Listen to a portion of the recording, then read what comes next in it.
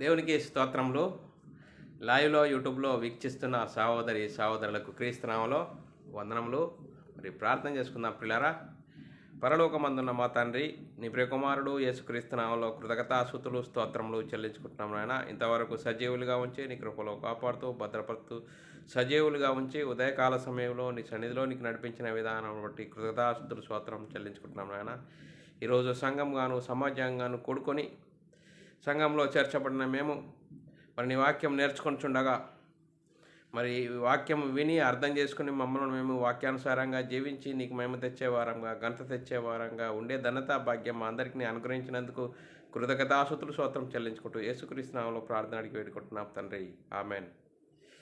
మరి సహోదరులందరూ ఎలా ఉన్నారు? సంతోషంగా ఆనందంగా ఉన్నారా? మీరందరూ సంతోషంగా ఆనందంగా ఉన్నారని నమ్ముచున్నాను. దేవుడు మనల్ని సజీవ లెక్కలో ఉంచుకొని ఆయన సన్నిధిలోనికి నడిపించి ఆయన ఆత్మతోనూ సత్యంతోనూ ఆరాధించుకోవడానికి దేవుడిచ్చిన గొప్ప ధన్యత భాగ్యమును బట్టి దేవునికి కృతజ్ఞతాస్తుతులు స్తోత్రములు చెల్లించబద్దులమై ఉన్నాము పిల్లరా. సహోదరులమైన మనము ఒకరికొకరు వందనములు చెల్లించుకోవాలని బైబిల్లోని ఆత్మనేమో సూచిస్తుంది. దాన్ని మనము అర్థం చేసుకుంటూ మన ఆత్మీయ జీవితంలో అనుభవింపజేసుకుంటూ ముందుకు సాగుదాము పిల్లరా. మరి పిల్లరా, ఈరోజు సంఘంగాను సమాజంగాను కూడుకున్న మనము ఈరోజు చాలా అద్భుతమైన అంశము నేర్చుకుందాం పిల్లరా. మీ దేహములతో దేవుని మహిమపరచుడి. చూడండి పిల్లరా, ఈరోజు అంశం సంఘంగాను సమాజంగా కూడుకున్న మనము ఈరోజు చాలా అద్భుతమైన అంశము నేర్చుకుందాం పిల్లరా. మీ దేహములతో దేవుణ్ణి మహిమపరచుడి అనే అంశము పిల్లరా. మరి ఈ అంశమును మనము నేర్చుకొని మన ఆత్మీయత స్థితిని సరిదిద్దుకుందాం పిల్లరా. మన ఆత్మీయత స్థితిని సరిదిద్దుకొని మనమందరము దేవునికి మహిమ తెచ్చే వారంగాను ఘనత తెచ్చే వారంగా ఉంటూ ముందుకు సాగుదాము పిల్లరా. మరి ఈ అంశమును ఎందుకు నేర్చుకోవాలి అనేది మనం ఆలోచన చేసినట్లయితే పిల్లరా, మరి తల్లి గర్భంలో నుండి ఈ లోకానికి వస్తున్నాము. మరి పిల్లరా, తల్లి అనుకుంటేనో మరి తండ్రి అనుకుంటేనో ఈ లోకానికి మనము రావట్లేదు. ఏంటండి మరి తల్లి అంటేనో తల్లి అనుకోకుంటేనో మరి లోకంలోనికి తల్లిదండ్రులు అనుకుంటూనే కదా పిల్లలు కలిగేది అని అనుకుంటున్నారేమో పిల్లరా. మరి తల్లిదండ్రులు మరి ఉన్నా కూడా పిల్లలు లేని వారు చాలామంది ఉన్నారు. వారి సంగతి ఏంటి అనేది మనం ఆలోచన చేసినట్లయితే పిల్లరా, దేవుని సంకల్పమును బట్టి దేవుడు ప్రణాళికను బట్టి మనం ఈ లోకానికి ఈ భూమి మీదకి మనము ప్రతి ఒక్కరము వస్తున్నామని మనం ఆలోచన చేయాలి. మరి ఈ లోకానికి వస్తున్న మనము మనకిచ్చిన ఈ దేహమును బట్టి మన దేహముతో దేవుని మయపరుస్తున్నామా?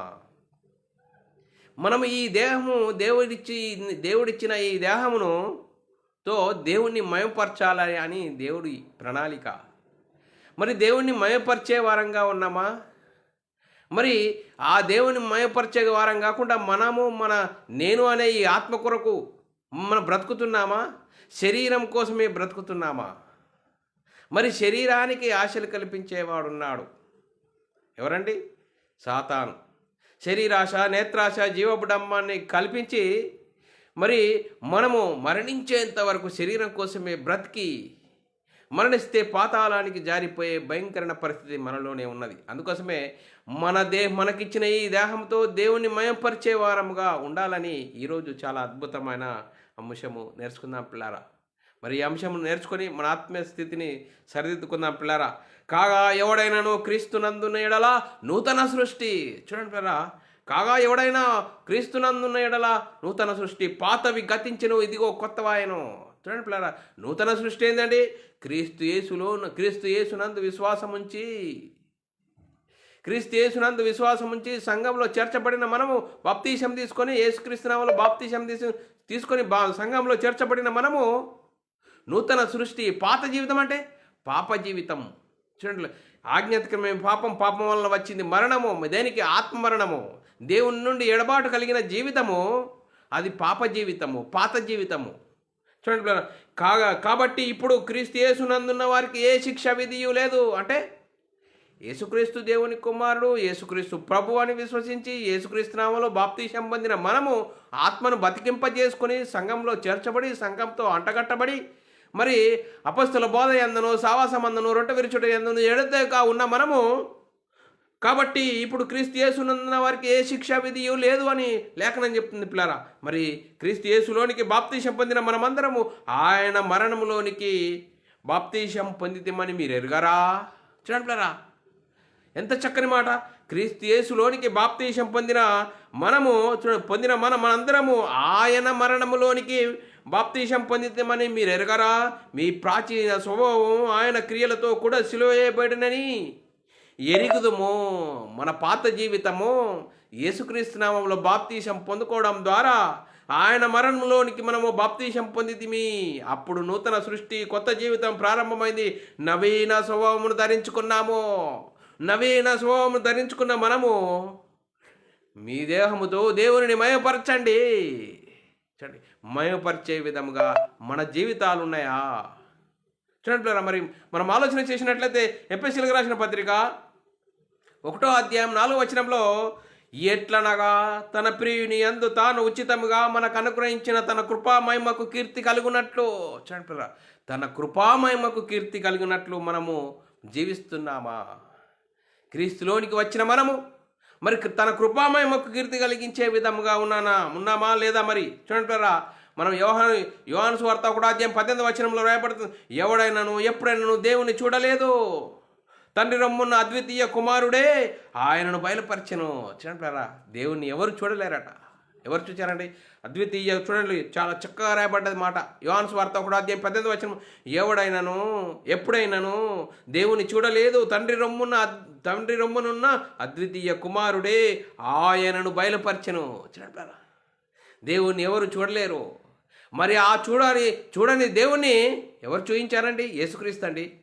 యేసుక్రీస్తు పరలోకంలో దేవునితో సమానుడుగా ఉన్న ఆయన ఆ గొప్ప భాగ్యాన్ని విడిచిపెట్టుకొని నీ కోసం, నా కోసము, మనమందరము ఏ ఒక్కరు దేవుని అనుగ్రహించి మహిమను పొందలేక నరకాన్ని జవగాడుతున్న మనందరి కోసము యేసుక్రీస్తు ధర్మశాస్త్రం అమల్లో ఉన్న కాలంలో వచ్చాడండి. ధర్మశాస్త్రంకు లోపడ్డాడు, ధర్మశాస్త్రం అనుసరించాడు, ధర్మశాస్త్రం అనుసరించి ధర్మశాస్త్రాన్ని శిలువలో కొట్టివేశాడు. చూడండి, మరి అయితే మీరు చీకటిలో నుండి ఆశ్చర్యకరమైన తన వెలుగులోనికి పిలిచిన వారి గుణాతిశయములను ప్రచురం చేయు నిమిత్తము ఏర్పరచబడిన వంశమును, రాజులైన యాజక సమూహమును, పరిశుద్ధ జనమును, దేవుని సొత్తైన ప్రజలై ఉన్నారు. ఇప్పుడు వినండి, దేవుని సొత్తైన ప్రజలము. క్రైస్తవులు ఎవరండి? దేవుని సొత్తైన ప్రజలు. చూడండి, ఎంత చక్కటి భాగ్యము. అద్వితీయ కుమారుడే ఆయనను బలపరచను. ఆయన వచ్చి యేసుక్రీస్తు అత్యన్యుడు. దేవుని గుణ లక్షణాలు, దేవుని మహిమను కనపరిచాడు. యేసుక్రీస్తు ఈ భూమి మీద 33.5 సంవత్సరాలు జీవించి దేవుని గుణ లక్షణాలు, దేవుని మహిమను కనపరిచాడు. దేవుడు ఇలా ఉంటాడు అని దేవుని గుణ లక్షణాలు, దేవుని మహిమను కనపరిచాడు. చూడండి, యేసుక్రీస్తు ఈ లోకానికి వచ్చి 33.5 సంవత్సరాలు వచ్చి యేసు దేవుని మహిమను, దేవుని గుణలక్షణాలను బయలుపరిచాడు. ధర్మశాస్త్రం అందరినీ పాపంలో బంధించి ఉండగా ధర్మశాస్త్రంకు లోపడ్డాడు, ధర్మశాస్త్రం అనుసరించాడు, ధర్మశాస్త్రాన్ని శిలువలో కొట్టివేసి మరణించి సమాధి చేసి 3వ దినమున తిరిగి లేచి పరలోకానికి వెళ్ళి పరలోకంలో ఉన్న పరిశుద్ధాత్మని పంపిస్తే ఆ పరిశుద్ధాత్మను పొందుకున్న 12 మంది యేసుక్రీస్తు మరణ సమాధి పునర్ధానం గురించి సువార్తను ప్రకటించారు. ఆ సువార్తను ప్రకటించిన వారు విన్నవారు హృదయాలు పొడవబడ్డాయి. అయ్యలారా, సహోదరులారా, మేమేమి చేతము? ప్రతివాడు పాపక్షమాపణ నిత్తం ప్రతివాడు యేసుక్రీస్తు నామములో బాప్తిసం పొందాలి. అప్పుడు బాప్తిసం పొందుకున్న వల్ల క్రీస్తు మహిమను ధరించుకుంటాము, సంఘంలో చేర్చబడతాము. సంఘంలో చేర్చబడిన మనము అపస్తల బోధ ఎందును, సహవాసం అందును, రొట్టె విరిచడం ఎడతేక మనం సహవాసం కలిగి ఉండాలి. మహిమ నుండి అధిక మహిమకు, ఘనత నుండి అధిక ఘనతకు ఎదుగుతాము. అప్పుడు దేవుని సొత్తైన ప్రజలైతాము. అందుకోసం పౌలు అంటున్నాడు, నేను క్రీస్తును పోలి నడుచుకున్న ప్రకారం మీరు నన్ను పోలి నడుచుకునండి. చూడండి, నేను క్రీస్తును పోలి నడుచుకున్న ప్రకారం మీరు నన్ను పోలి నడుచుకోండి. చూడండి, మనం ఆలోచన చేయాలి. కొరింథీయులకు రాసిన పత్రిక 4వ అధ్యాయం 17వ వచనంలో, ఇందు నిమిత్తమే ప్రభునందు నా ప్రియుడును నమ్మకమైన నా కుమారుడగు తీతును మీ యొద్దకు పంపి ఉన్నాను. అతడు క్రీస్తునందు నేను నడుచుకుని విధము అనగా ప్రతి స్థలములోను ప్రతి సంఘంలోను నేను బోధించే విధమును మీ జ్ఞాపకం చేయును. నేను పంపుతున్నాను తిమోతిని. ఆయన నేను ప్రకటించే విధానము, నేను బోధించే విధానము, సంఘంలో ఏ విధంగా బోధించాలి, ఎలా ఉండాలి, ఆ ప్రతి ఒక్కటి మీకు బోధించును. చూడండి, నూతనంగా జన్మించిన మన అభిప్రాయం ఏంటి? క్రీస్తులోనికి వచ్చిన మనము, క్రైస్తవం అంటున్న మనము నూతనంగా జన్మించిన మన అభిప్రాయం ఏంటి అనేది మనము ఆలోచన చేసినట్లయితే, మనము ఎవరి వారము, ఎవరిని గురించి బ్రతకాలి, చూడండి, మనము ఎవరి వారము, మనం ఎవరిని గురించి బతకాలి, మనకు ఇచ్చిన ఈ దేహము ఎవరిని గురించి కష్టపట్టాలి, ఎవరిని గురించి కష్టపెట్టాలి. రెండవదిగా మనకిచ్చిన దేహము దేవుని పనిలో ఎలా లోపరుచుకోవాలి, మనకిచ్చిన ఈ దేహమును దేవుని పనిలో ఎలా లోపరుచుకోవాలి. మూడవదిగా మనకిచ్చిన ఈ దేహంతో ఏం చేయాలి, ఏం చేయకూడదు. మనకిచ్చిన ఈ దేహంతో ఏం చేయాలి, ఏమి చేయకూడదు అనేది మనము ఆలోచన చేసినట్లే లేఖనాల ప్రకారము 1 కొరింథీయులకు రాసిన పత్రిక 6వ అధ్యాయము మరి 19-20 వచనాల్లో చాలా చక్కగా రాబడ్డది. మీ దేహము దేవుని వలన మీకు అనుగ్రహింపబడి మీలోనున్న పరిశుద్ధాత్మకు ఆలయమై ఉన్నదని మీరు ఎరుగరా? మీరు మీ సొత్తు కారు, విలువ పెట్టి కొనబడిన వారు కనుక మీ దేహములతో దేవుని మయపరచుడి. చూడండి ఎంత అండి, మనము విలువ పెట్టి కొనబడిన వారబట. మీ దేహము దేవుని వలన మీకు అనుగ్రహింపబడి మీలోనున్న పరిశుద్ధాత్మకు ఆలయమై ఉన్నదని మీరు ఎరుగరా? మీరు మీ సొత్తు కారు, విలువ పెట్టి కొనబడిన వారు కనుక మీ దేహంతో దేవుని మయపరచండి. చూడండి పిల్లరా, మన దేహాలతో దేవుణ్ణి మయపరిచే విధంగా జీవిస్తున్నామా, ఎలాంటి పరిస్థితిలో ఉన్నాము అనేది మనము ఆలోచన చేయాలి పిల్లరా. ఇంకా మనం ఆలోచన చేసినట్లయితే 1 పేతురు రాసిన పత్రిక 1వ అధ్యాయము 18-19 వచనాల్లో చాలా రాయబడ్డది, చాలా చక్కని మాటలు రాయబడ్డాయి. పితృపారంపర్యమున మీ వ్యర్థ ప్రవర్తనను విడిచిపెట్టినట్లుగా వెండి బంగారముల వంటి క్షయ వస్తువుల చేత మీరు విమోచింపబడలేదు కానీ అమూల్యమైన రక్తము అనగా నిర్దోషమైనది, నిష్కలంకమైనది గొర్రెపిల్ల వంటి క్రీస్తు యేసు రక్తము, క్రీస్తు రక్తం చేత విమోచింపబడితేమని మీరు ఎరగరా? చూడండి, మీరు ఎలా కొనబడ్డారో, విలువ పెట్టి కొనబడిన వారు. అమూల్యమైన రక్తము, చూడండి, అమూల్యమైన రక్తం చేత నిర్దోషమును అమూల్యమైన గొర్రెపిల్ల వంటి క్రీస్తు రక్తం చేత విమోచింపబడితేనని మీరు ఎరగరా? చూడండి పిల్ల, మీరు విలువ పెట్టి కొనబడిన వారు కనుక మనుషులకు దాసుడుగా కాకుండాడి. చూడండి, మనుషులకు దాసుడు కాకుండా అంటే చూడండి పిల్ల, బైబిల్ దగ్గరికే వస్తున్నారు, బైబిల్నే చూపెడుతున్నారు. ధర్మశాస్త్ర సంబంధమైన చరిత్రలు, ఉపమానాలు చెప్పి కాలం గడుపుతున్నారు పిల్ల. బైబిల్ దగ్గరికి వచ్చి బైబిల్లోని ఆత్మ సంబంధమైన సంగతులతో మనం సరిచూసుకోవాలి. మనమైన ఆత్మ రక్షింపబడ్డదా?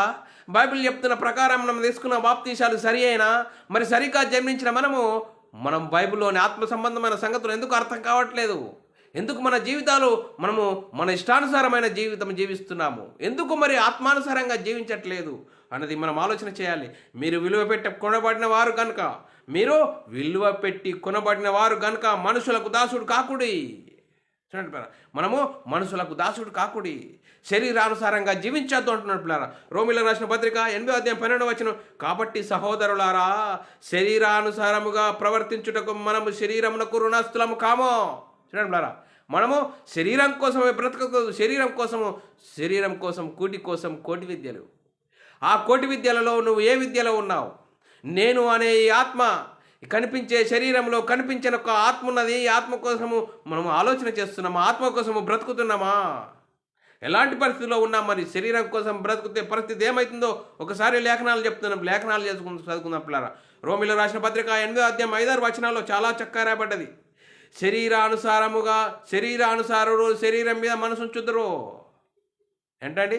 శరీరానుసారులు శరీరం మీద మనసుంచుదురు, ఆత్మానుసారులు ఆత్మ మీద మనసుంచుదురు. శరీరానుసారమైన మనసు మరణము. చూడండి, ఏంటండి? శరీరం కోసం బ్రతుకుతే మరణమా? ఏ మరణం అండి? భౌతిక మరణం అందరికీ ఉంటుందండి. పుట్టినవాడు గిట్టక మాడని బైబిల్ చెప్తుందండి. చూడండి, మరి శరీరానుసారమైన మనసు మరణము, చూడండి ఆత్మానుసారమైన మనసు జీవమును సమాధానమై ఉన్నది. చూడండి, శరీరం కోసం బ్రతికి తిని తాగి అన్ని అనుభవిస్తే మరణిస్తే భయంకరమైన పతాళం అనేది ఉన్నది, నరకం ఉన్నది. ఆత్మ కోసము నేను అనే ఆత్మ కోసము ఆలోచిస్తున్నావా? ఈ ఆత్మను రక్షించుకొని ఎలా జీవిస్తున్నావు? ఆత్మానుసారమైన మనసు జీవము సమాధానమై ఉన్నది. చూడండి పిల్లరా, మనము జీవము సమాధానం కోసం వెతకాలి. అందుకోసమే మనకిచ్చిన ఈ దేహములతో దేవుని మయపరిచే విధంగా మనము ఉన్నామా లేదా అనేది వాక్యమును బట్టి బైబిల్లోని ఆత్మ సంబంధమైన సంగతులతో మనం ఆలోచన చేయాలి. అందుకోసమే ఒకటికొకడు అబద్ధమాడకుడి. చూడండి పిల్లరా, కొలసీలకు రాసిన పత్రిక 3వ అధ్యాయం 9వ వచనంలో ఒకనితో ఒకడు అబద్ధమాడకుడు ఏలయనగా మీ ప్రాచీన స్వభావము దాని క్రియలతో కూడా సిలువేయబడ్డది. చూడండి పిల్లరా, మన పాత జీవితము బాప్తీసంలోనే పాతి పెట్టేశాము. ఇంకా పాత జీవితము శరీరం కోసము బ్రతకడానికి ప్రయత్నం చేయకూడదు అని లేఖనం చెప్తుంది పిల్లరా. మనం ఆలోచన చేయాలి. కొలసీలకు రాసిన పత్రిక మరి 10వ వచనంలో రాయబడ్డది, మీరు పరిత్యజించి జ్ఞానం కలుగు నిమిత్తము దానిని సృష్టించిన వాని పోలిక చొప్పున నూతన పరచబడిన నవీన స్వభావమును ధరించుకొని ఉన్నారు. చూడండి, క్రీస్తులోనికి వచ్చే మనం ఏంటి? నవీన స్వభావము, ఆత్మ కోసము జీవించడము, ఆత్మానుసారంగా జీవించడము. చూడండి పిల్లరా, మరి ఆత్మను డామినేషన్ చేసేది ఏంటంటే శరీరం అండి.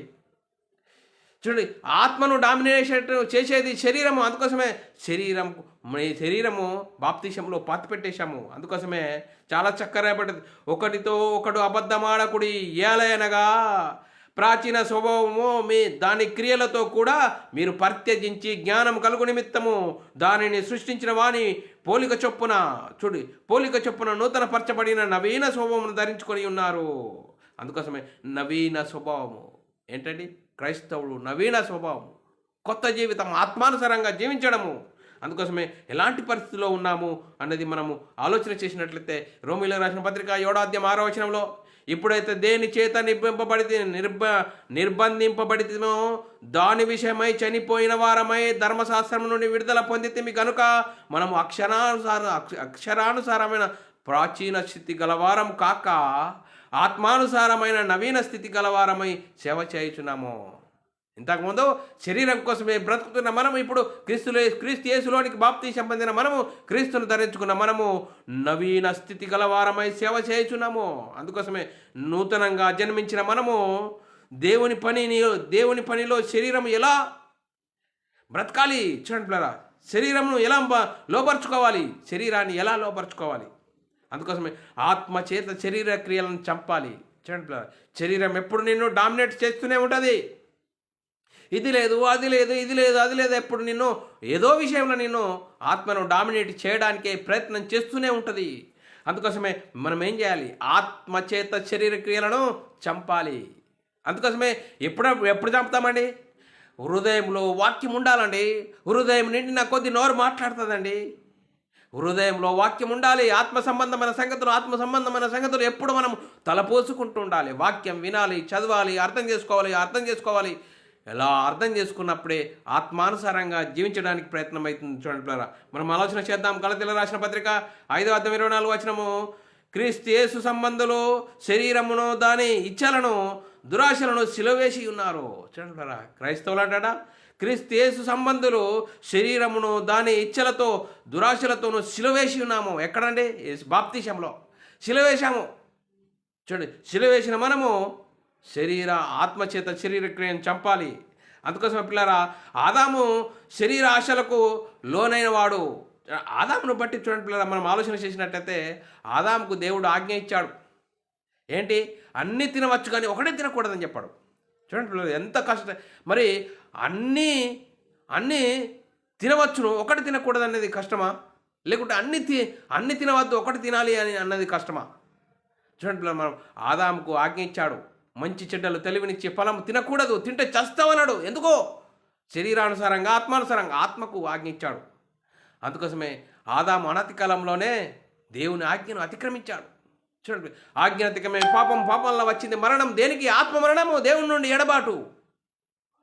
మనం ఆలోచన చేసినట్లయితే పిల్లరా, మరి మనం ఆలోచన క్రీస్తు యేసులోనికి బాప్తీసం పొందిన మనము, క్రీస్తును ధరించుకున్న మనము మన శరీర విషయంలో చాలా భయంకరమైన పరిస్థితి, శరీర విషయంలో చాలా అప్రమత్తంగా ఉండాలని లేఖనాలు చెప్తున్నాయి పిల్లరా. కొలసీలకు రాసిన పత్రిక 3వ అధ్యాయం 5వ వచనం, కావున భూమి మీద ఉన్న మీ అవయవములను అనగా జారత్వము, అపవిత్రత, కామతురత, దురాశ, విగ్రహారాధన, ధనాపేక్షను చంపివేయుడి. ఇవన్నీ నిన్ను కూకటి వేర్లతో పిలికించే విధంగా ఉండాలి అంటున్నది పిల్లరా. కావున భూమి మీద ఉన్న మీ అవయవములు అంటే చేతులు, కాళ్ళు, కళ్ళు, ఇవన్నీ చెప్పాలి. కానీ ఇక్కడ ఏం చెప్తుంది? భూమి మీద ఉన్న మీ అవయవములు అనగా అని జారత్వము, అపవిత్రత, కామతురత, దురాశ, విగ్రహారాధన, ధనాపేక్షను చంపివేయడి. చూడు, ధనాపేక్షను చంపివేయకుంటే ఏం చెప్తుంది? నిన్ను చంపేస్తుంది. చూడండి పిల్లలు, లేఖనం చేసుకుందాం పిల్లలు. మొదటి తిమోతి రాసిన పత్రిక 6వ అధ్యాయం 9-10 వచనాలు చాలా చక్కగా రాయబడింది. ధనవంతులవుటకు అపేక్షించువారు శోధనలోను, ఉరిలోను, అవివేకయుక్తంలోను, హానికరములునై అనేక దురాశలలో పడుదురు. అట్టివి మనుషులను నష్టంలోను, నాశనంలోను ముంచివేయును. ఎందుకనగా ధనాపేక్ష సమస్త కీడులకు మూలము. కొందరు దానిని ఆశించి విశ్వాసము నుండి తొలగిపోయిరి, నానా బాధలతో తమ్మును తాము పొడుచుకొనిరి. అందుకోసమే ఏం చెప్తుంది దైవజనుడా, పౌలు గారు తిమోతికి, దైవజనుడా నీవైతే వీటిని విసర్జించుము. నీతిని, భక్తిని, విశ్వాసమును, ప్రేమను, ఓర్పును, సాత్వికను సంపాదించుకున్నటకు ప్రయాసపడము. మనం దేని పని చేయాలండి? నీతిని, భక్తిని, విశ్వాసమును, ప్రేమను, ఓర్పును, సాత్వికమును సంపాదించుకున్నటకు ప్రయాసపడము. మన ప్రయాసం దేనికోసం అండి? శరీరం కోసం ప్రయాసపడుతున్నావా? కుటి కోసం కోటి విద్యల్లో ఇది లేదు అది లేదు. ఉదయం లేచి నుంచి శరీరము ఉదయం లేచి నుంచి పడుకునేంత వరకు ఏం పని చేస్తున్నామండి? దేనికోసం పని చేస్తున్నామండి? ఆలోచన చేయాలండి. ఆలోచన చేస్తే శరీరాని కోసమే ఎక్కువ మనము కేటాయిస్తున్నాము. మరి కనిపించే శరీరంలో కనిపించిన ఒక ఆత్మనది. ఆత్మ ఎక్కడి నుండి వచ్చింది, ఎందుకు వచ్చింది, ఏం చేస్తుంది, ఆత్మ ఉన్నంతనే వరకే ఇవన్నీ నడుస్తూనే ఉన్నాయే. ఈ కోటి విద్యలు ఈ కనిపించే శరీరంలో కనిపించిన ఒక ఆత్మనది. ఆత్మ ఉన్నంత వరకే కోటి విద్యలు నడుస్తున్నాయి. ఒకవేళ కనిపించని ఆత్మ ఈ కనిపించే శరీరంలో వెళ్ళిపోతే టప్ మన ఆగిపోతుందండి. ఆలోచన చేయాలి. అందుకోసమే శరీరం కోసం బ్రతకదు. శరీరం కోసం బ్రతికి మరణిస్తే పాతాళం అనే భయంకరమైన పరిస్థితి ఉన్నది. ఆ భయంకరమైన పరిస్థితి నుంచి తప్పించడానికే యేసుక్రీస్తు ఈ లోకానికి వచ్చాడు. నేను మనమై ఉన్న ఆత్మను రక్షించడానికే యేసుక్రీస్తు యొద్దకు రావాలి, యేసుక్రీస్తుని నమ్ముకోవాలి. యేసుక్రీస్తుని నమ్ముకున్న నీవు ఎలాంటి పరిస్థితుల్లో మనకిచ్చిన ఈ దేహంతో దేవుణ్ణి మయపరిచే విధంగా మనం ఉండాలి అని లేఖనాలు చెప్తున్నాయి పిల్లరా. ఇంకా నేను క్రైస్తవునండి, నేను సంఘానికి వెళ్తున్నానండి, పాట పాడుతున్నానండి, కానుక వేస్తున్నానండి, ప్రతి ఆదివారం వెళ్తున్నానండి అని అంటున్నావా? మన క్రియలు, మన ఆలోచనలు ఏ విధంగా ఉన్నాయి? మనం దేనికోసం పాట పాడుతున్నాము? నీతిని గురించి పాట పాడుతున్నావా? భక్తిని గురించి పాట పాడుతున్నావా? విశ్వాసము, ప్రేమ, ఓర్పు, సాత్వికము సంపాదించుకున్నట్టు ప్రయాసపడుతున్నామా? లేకుంటే కుటి కోసం కోటి విద్యల్లో ఇది లేదు అది లేదు, ధనం కోసము సంపాదించుకోవడానికి ప్రయాసపడుతున్నామా? మన ప్రయాసం దేనికోసము? అందుకోసమే లేఖనాలు చెప్తున్నాయి పిల్లరా. కొలసీలకు రాసిన పత్రిక 3వ అధ్యాయం 9-10 వచనాల్లో, ఒకనితో ఒకడు అబద్ధం ఆడకుడి, ఏలయనగా ప్రాచీన స్వభావము దాని క్రియలతో కూడా మీరు పరిత్యజించి జ్ఞానము కలుగు నిమిత్తము దానిని సృష్టించిన వాని పోలిక చొప్పున నూతన పరచబడిన నవీన స్వభావమును ధరించుకొని ఉన్నారు. అందుకోసమే నవీన స్వభావం ధరించుకున్న మనము ఎలా ఉండాలి? శరీరం కోసమే బతకకూడదు, ఆత్మ కోసం బ్రతకాలి, ఆత్మానుసారంగా జీవించాలి, ప్రేమ, శాంతి, నిదానం, నీతిని గురించి ప్రయాసపడాలి అని లేఖనాలు చెప్తున్నాయి. అందుకోసమే పౌలు గారు తిమోతికి ఏమని చెప్తున్నాడు? నీ యవ్వనమును బట్టి 2వ తిమోతి రాసిన పత్రిక 2వ అధ్యాయం 22వ వచనము, నీ యవ్వనేచ్ఛల నుండి పారిపోము. చూడండి, యవ్వనేచ్ఛల నుండి పారిపోమంటున్నాడు పిల్లరా. పవిత్ర హృదయులై ప్రభునకు ప్రార్థన చేయు వారితో కూడా నీతిని, విశ్వాసమును, ప్రేమను, సమాధానమును వెంటాడము. ఎంతండి! నీతిని, విశ్వాసమును, ప్రేమను, సమాధానం కోసం వెంటాడము, ప్రయాసపడము. యవ్వనెచ్చల నుండి పారిపోము. యవ్వనెచ్చలలో యవ్వన కాలంలోనే చాలా భయంకరమండి. యవ్వన కాలం కోసము శరీర సంబంధమైన వాటి కోసము ఎవరు చెప్పినా వినని పరిస్థితితో ఉంటుందండి. అలాంటికోసమే పౌలు గారు తిమోతికి, నీవు యవ్వనెచ్చల నుండి పారిపోము, పవిత్ర హృదయులై ప్రభునకు ప్రార్థన చేయు వారితో. చూడండి, పవిత్ర హృదయులై ప్రభునకు ప్రార్థన చేయు వారితో కూడా నీతిని, విశ్వాసమును, ప్రేమను, సమాధానమును వెంటాడము. అందుకోసమే నూతనంగా జన్మించిన మనము శరీరమును దేనికి ఎలా దాసులు కావాలి? చూడండి, నూతనంగా మనం జన్మించిన మనము మన శరీరము దేనికి దాసులుగా ఉండాలి, దేవునికి దాసులు కావడానికి ఏం చేయాలి అన్నది మనం ఆలోచన చేసినట్లయితే, రోమీయులకు రాసిన పత్రిక 6వ అధ్యాయం 19వ వచనంలో, మీ శరీర బలహీనతను బట్టి మనుష్యారీతిగా మాట్లాడుచున్నాను. పౌలు గారు అంటాడు, మీ శరీర బలహీనతను బట్టి నేను మనుష్య రీతిగా మాట్లాడుతున్నాను. ఏలయనగా అక్రమము చేయుటకై అపవిత్రతకును అక్రమమునకును మీ అవయవములను దాసులుగా ఎలాగో అప్పగించితిరో, ఇంతకుముందు క్రీస్తులోనికి రాకముందు ఎలాగ మీ అవయవాలు అప్పగించితిరో అలాగే పరిశుద్ధత కలుగుటకు ఇప్పుడు మీ అవయవములను నీతికి దాసులుగా అప్పగించుడి. ఇప్పుడు ఏం చేయాలండి? ఇప్పుడు ఇంతకుముందు క్రీస్తులోనికి రాకముందు శరీరం కోసం ఎలా బతికావో, ఇప్పుడు క్రీస్తు యేసులోనికి బాప్తీసం పొందిన మనము, క్రైస్తవులమైన మనము దేవుని కోసం ఎలా బతకాలంటే చూడండి పిల్ల, అలాగే పరిశుద్ధత కలుగుటకు మీ అవయవంలో నీతికి దాసులుగా ఉండాలి. అందుకోసమే ఎలాంటి పరిస్థితిలో ఉన్నాము? మరి పవిత్ర ఉదయంలో ప్రార్థన చేయు వారితో కూడా నీతిను, విశ్వాసమును, ప్రేమను, సమాధానము వెంటాడుటకు మనము ప్రయాసపడే విధానంగా ఉండాలని లేఖనం చెప్తుంది పిల్లరా. రోమీయులకు రాసిన పత్రిక 6వ అధ్యాయం 13వ వచనము, మరియు మీ అవయవములను దుర్నీతి సాధనములుగా పాపమునకు అప్పగింపకుడి.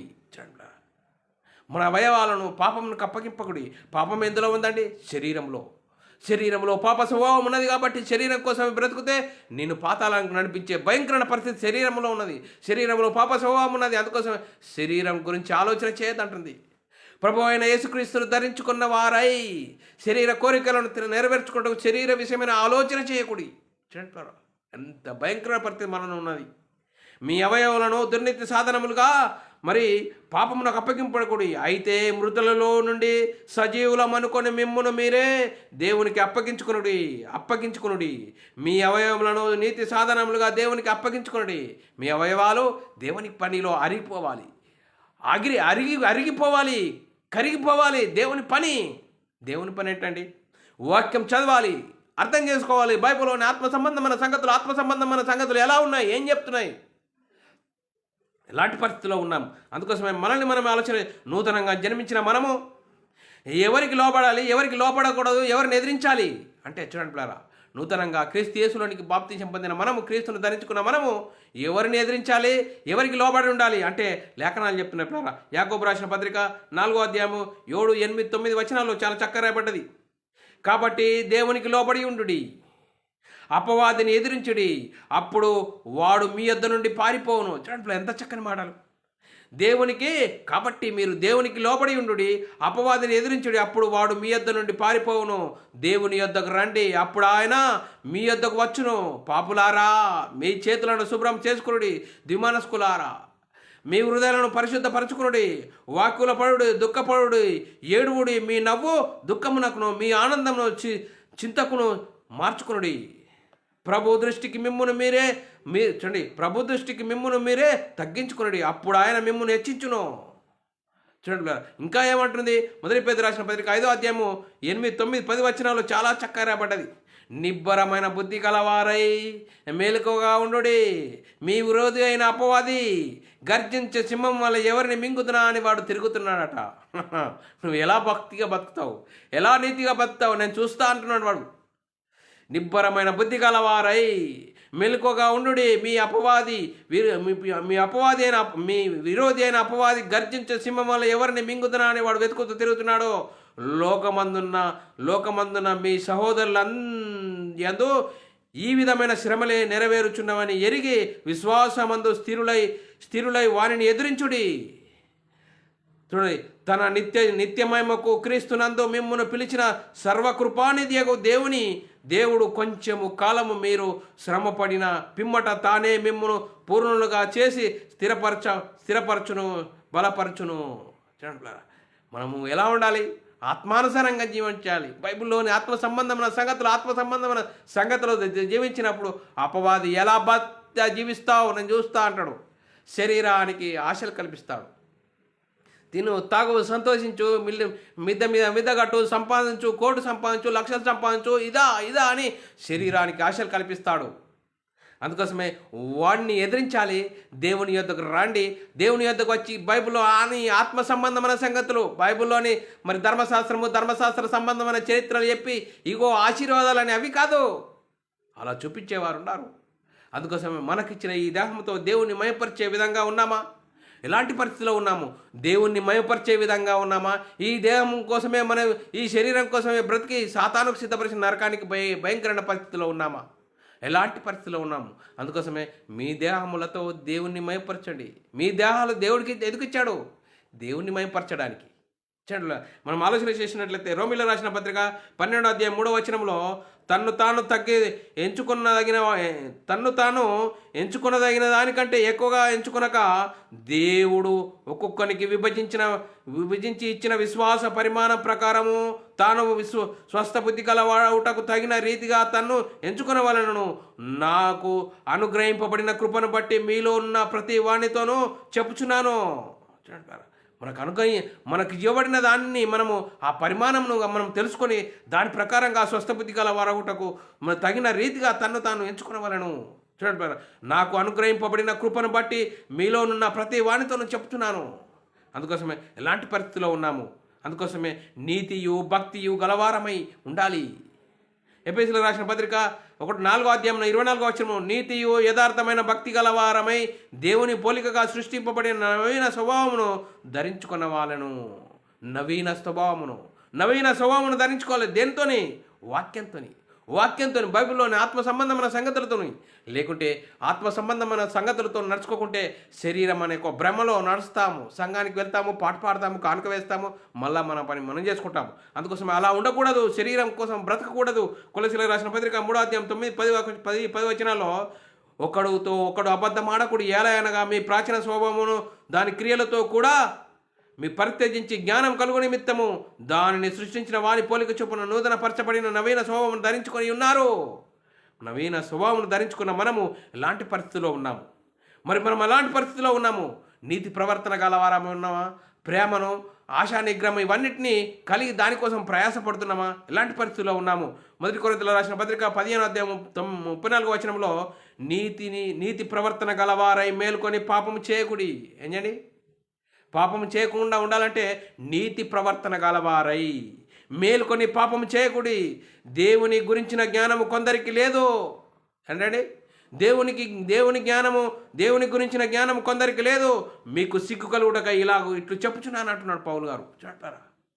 దేవుని జ్ఞానం కొందరికి లేదు, అందుకోసమే ఇలాంటి పరిస్థితి చెప్తున్నాను. మీకు సిగ్గు కలుగుటక ఇలా చెప్పుచున్నాను అంటున్నాడు పిల్లారా.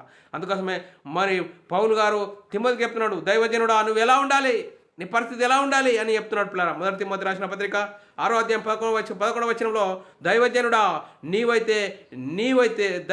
నీవైతే వీటిని విసర్జించుము, నీతిని, భక్తిని, విశ్వాసమును, ప్రేమను, ఓర్పును, సాత్వికమును సంపాదించుకున్నట్టు ప్రయాసపడము. నువ్వు దేనికి ప్రయాసపడాలా? నీతిని, భక్తిని, విశ్వాసమును, ప్రేమను, ఓర్పును సంపాదించుకున్నట్టు ప్రయాసపడము. ధనాపేక్షను గురించి మరి వాటి వైపే ఆలోచించకు అంటున్నాడు పిల్లారా. మనం ఎలాంటి పరిస్థితిలో ఉన్నాం? అందుకోసమే ఎఫెసీయులకు రాసిన పత్రిక 4వ అధ్యాయం 32వ వచనం, ఒక్కని ఎడల ఒకడు దయగలిగి కరుణా హృదయులై క్రీస్తునందు దేవుడు మిమ్మును ప్రేమించిన ప్రకారము, దేవుడు క్షమించిన ప్రకారం మీరును ఒకరినొకడు క్షమించుడి. చూడండి పిల్లరా, మనం ఎలా ఉండాలట? దేవుడు మిమ్మును క్షమించిన ప్రకారం మీరును ఒకరినొకడు క్షమించుడి. అందుకోసమే క్రీస్తునందున ఎడల నూతన సృష్టి, పాతవి గతించెను, ఇదిగో కొత్త వాయను. 2 కొరింథీయులకు రాసిన పత్రిక 5వ అధ్యాయం 17వ వచనం, కాగా ఎవడైనాను క్రీస్తునందున్న ఎడల నూతన సృష్టి, పాతవి గతించెను, కొత్త వాయను. మరి కొత్తవయ్యే విధంగా మనం ఆత్మానుసారంగా జీవిస్తున్నామా? మనకిచ్చిన ఈ దేహంతో దేవుని మయపరిచే విధంగా ఉన్నామా? ఈ దేహము దేవుని ఆలయాలుగా ఉన్నాయా? ఈ దేహంతో దేవుని మాటల ప్రకారం మన ఆత్మీయ ప్రకారం జీవిస్తున్నామా? ఎలాంటి పరిస్థితిలో ఉన్నామా? అందుకోసమే శరీరము దాని క్రియలతో సిలువ వేయాలంటున్నాడు పిల్లల. గలతీయులకు రాసిన పత్రిక 2వ అధ్యాయం 20వ వచనము, నేను క్రీస్తుతో కూడా సిలువ వేయబడి ఉన్నాను. పౌలు గారు అంటున్నాడు, నేను క్రీస్తుతో కూడా సిలువ వేయబడి ఉన్నాను. ఇక నువ్వు జీవించువాడు నేను కాను, క్రీస్తే నాయందు జీవించుచున్నాడు. నేనిప్పుడు శరీరమందు జీవించుచున్న జీవితము నన్ను ప్రేమించి నా కొరకు తన్ను తాను అప్పగించుకున్న దేవుని కుమారుని అందరి విశ్వాసం వల్లనే జీవించుచున్నాను. చూడండి పౌలు గారు ఏ విధంగా జీవిస్తున్నాట? నేను క్రీస్తుతో కూడా సిలువ వేయబడి ఉన్నాను, ఇకను జీవించువాడను నేను కాను, క్రీస్తు నాయందు జీవించుచున్నాడు. నేనిప్పుడు శరీరమందు జీవించుచున్న జీవితము నన్ను ప్రేమించి నా కొరకు తను తాను అప్పగించుకున్న దేవుని కుమారుని అందరి విశ్వాసం వల్లనే జీవించుచున్నానని చెప్తున్నాడు పిల్లారా. అందుకోసమే మీ దేహములు దేవుని వలన అనుగ్రహింపబడి మీలో ఉన్న పరిశుద్ధాత్మకు ఆలయమై ఉన్నదని మీరు ఎరగారా? మీరు మీ సొత్తుకారు విలువ పెట్టుకున్నబడిన వారు కనుక మీ దేహాలతో దేవుణ్ణి మయంపరచండి. చూడండి పిల్ల, దేవుణ్ణి మయంపరిచే మన దేహాలతో దేవుణ్ణి మయంపరుస్తున్నామా, లేకుంటే మరి సాతాను మయపరుస్తున్నామా? ఆలోచన చేయాలి.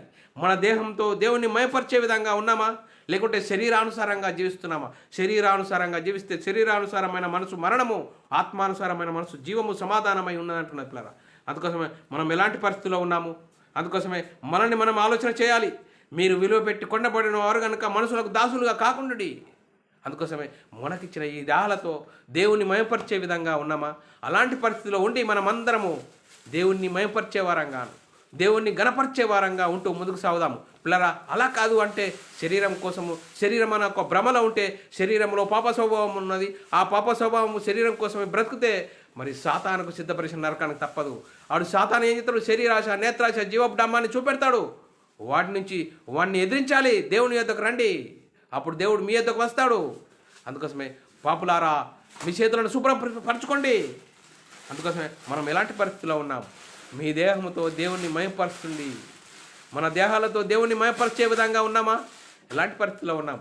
మనల్ని మనం ఆలోచన చేసుకోవాలి. అందుకోసమే ఇంత గొప్ప ధన్యత దేవుడు అనుగ్రహించిన విధానమునకు దేవునికి కృతజ్ఞతాస్తుతులు, స్తోత్రాలు చెల్లించబద్దులమై ఉన్న పిల్లరా. ఇంతవరకు విన్న మాటలు ప్రతి ఒక్కరి హృదయంలో నీరుగట్టి ఫలింపజేయను గాక. ఆమెను. అందరికీ వందనములు, దేవునికి స్తోత్రాలు. ప్రార్థన చేసుకుందాం పిల్లరా. పరలోకమందున్న మా తండ్రి, నీ ప్రియకుమారుడు యేసుక్రీస్తు నామములో కృతజ్ఞతాస్తుతులు, స్తోత్రములు చెల్లించుకుంటున్నాం నాయన. ఇంతవరకు సజీవులుగా ఉంచి నీ కృపలో కాపాడుతూ మీ దేహంతో దేవుని మయపరచుడి. మాకిచ్చిన ఈ దేహాలతో దేవుని మాటల ప్రకారం మమ్మల్ని మేము సరిదిద్దుకొని క్రీస్తు యేసులోనికి బాప్తీసం పొందినాం, క్రీస్తును ధరించుకున్నాం. మేము మరి దేవుని మయపరిచే విధంగా గొప్ప భాగ్యాన్ని మాకు అనుగ్రహించిన స్తోత్రాలు. విన్న వాక్యాన్ని విడిచిపెట్టకుండా విన్న మాటల ప్రకారం ఆత్మీయ జీవితం కట్టుకొని నీకు మేము తెచ్చేవారంగా, ఘనత తెచ్చేవారంగా ఉండే ధనత భాగ్యము మా అందరికీ అనుగ్రహించినందుకు కృతజ్ఞతాస్తుతులు, స్తోత్రం చెల్లించుకుంటూ యేసుక్రీస్తు నామములో ప్రార్థన అడిగి వేడుకుంటున్నాం తండ్రి. ఆమేన్. ప్రియులారా, మరి ఇలాంటి అంశాలు వినాలనుకుంటున్నారా? మరి యూట్యూబ్ సెర్చ్లో BW అకాడమీ ఛానల్ సబ్స్క్రైబ్ చేసుకోండి. అలాగే బైబుల్ విజ్డమ్ అకాడమీ బేరన్ ఛానల్ సబ్స్క్రైబ్ చేసుకోండి. మీరు వినండి, అనేకులకు షేర్ చేయండి. మీ వ్యక్తిగత ప్రార్థనలో, మా పరిచర్య నిమిత్తం ప్రార్థనలో జ్ఞాపకం చేసుకోవాల్సినదిగా క్రీస్తు ప్రేమను బట్టి బతిమాలకు వచ్చినాను. అందరికీ వందనములు, దేవునికి స్తోత్రాలు.